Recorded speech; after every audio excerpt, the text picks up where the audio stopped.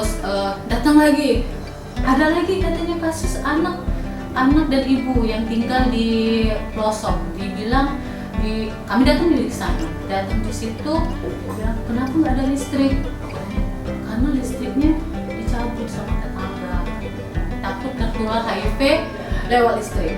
2016 itu.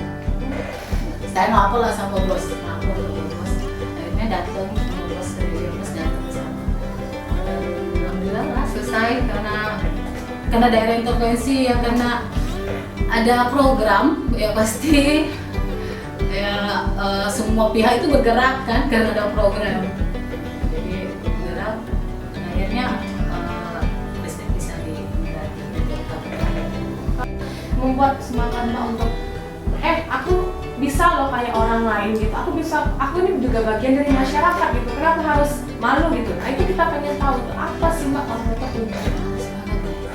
semangat itu orang tua, anak, aku harus sehat untuk anakku, aku harus cari tahu apa yang jadi gini Mbak, yang aku tahu HIV ini seumur hidup bakal ada di badanku, jadi otomatis aku harus cari tahu kan apa sih untuk aku bertahan hidupnya apa selain ARV. Aku harus cari tahu informasi itu.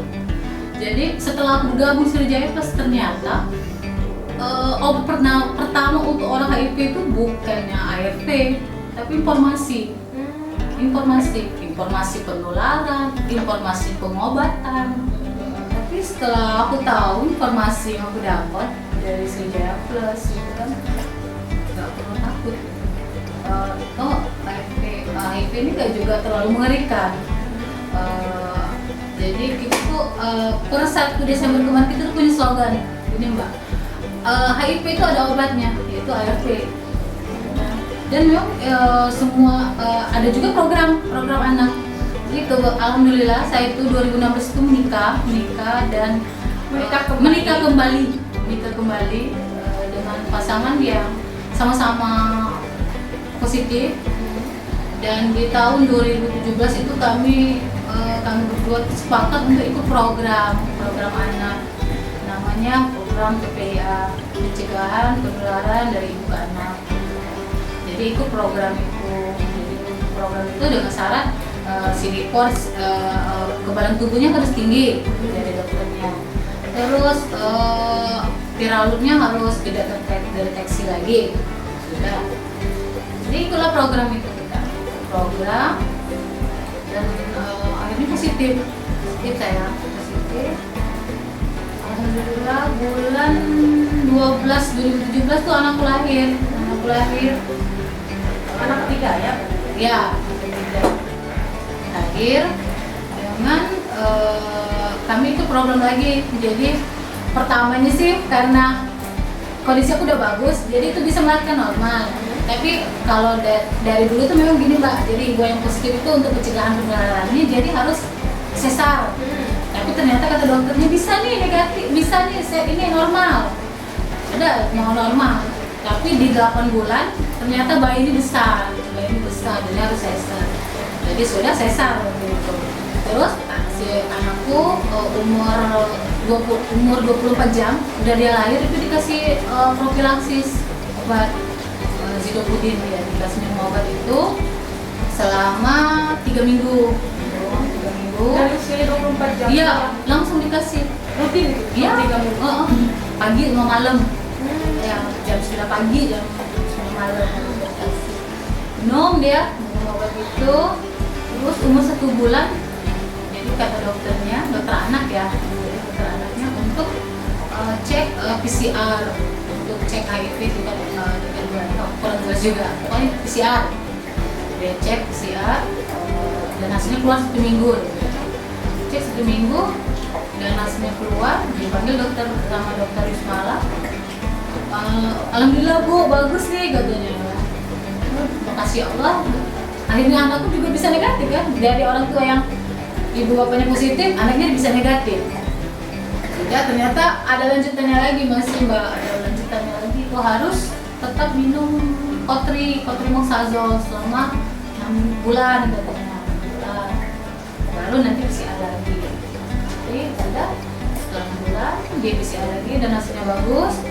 Ternyata ternyata belum selesai juga, nanti umur 18 harus PCT lagi. Tapi sudah dari PCR kedua itu sudah dinyatakan bagus, sudah negatif.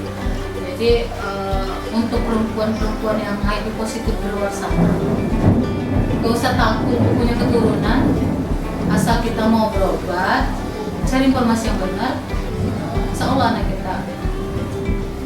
Adek umurnya sekarang 14 bulan, jadi ya normal. Jadi ya suap makan, bersih, mandi dia. Jadi lu ngurus sendiri sih? Ya ngurus sendiri. Tapi ASI kasih? Enggak. Karena aku nggak ikut program laktasi waktu itu. Sebenarnya sudah bisa. Oh, sudah, bisa. ya sudah banyak itu, ada teman-teman kita yang di nasional juga sudah mulai ikut program itu. Jadi asinya dikasih ke anaknya, tapi aku belum ikut kelas laktasi waktu itu. Jadi nggak berani. Jadi tidak ada pembatasan? Nggak, itu kayak ibu rumah tangga. Kalau kita tahu suami kita ini entah suami kita nakal atau enggak lah. Jadi di Kementerian Kesehatan itu sudah mengeluarkan program gini Mbak, setiap ibu hamil itu diperiksa, diperiksa HIV-nya. Jadi nggak usah takut lagi kalau memang ada petugas kesehatan yang menawarkan untuk tes HIV, cek aja gitu kan. Jadi proteksi diri, tahu status HIV lebih cepat itu lebih bagus. Sementara ke masyarakat sendiri yang banyak dikatakan bahwa mengucilkan seperti itu, mengucilkan organ, apa yang Mbak sadar? Itu juga manusia, dia berhak hidup, berhak bersosialisasi, berhak di warga negara, berhak semua yang punya hak yang sama dengan warga negara yang lain. Jadi yang semua sepakat dengan diskriminasi.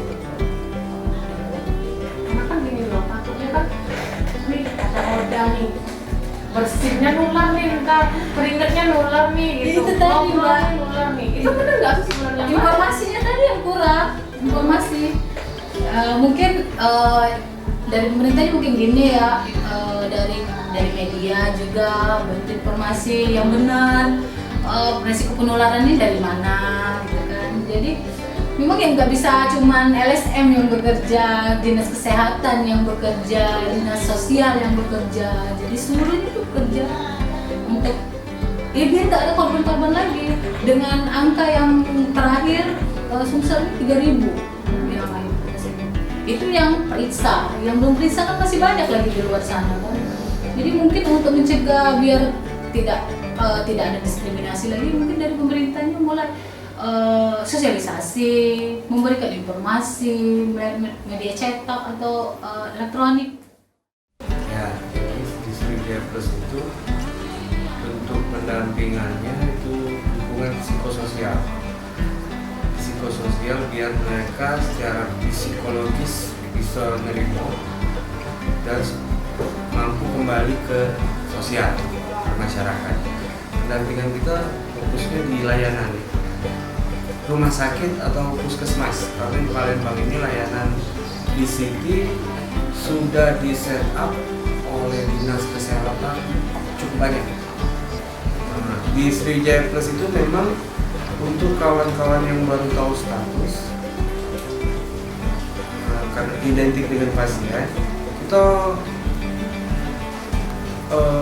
kasih dukungan moral, kasih dukungan informasi, kasih role model ya. Role model kita kasih role model si A loh. Si A ini dia positif dari tahun ini dan dia minum obat secara teratur, hasilnya kayak ini. Si B dia positif dari tahun sekian dan minum obat, hasilnya kayak ini. Jadi silakan, kami tidak maksa, kami kasih pilihan. Kalau mau sakit kalau mau sehat seperti si A, ini caranya. Kalau mau sakit drop seperti si B, itu pilihan. Jadi kami itu mendorong mereka tuh punya tanggung jawab, bukan hanya nerimo nyuap, nunggu duduk dikasih informasi. Tidak, kami cuma menawarkan pilihan, keputusan tetap di dia.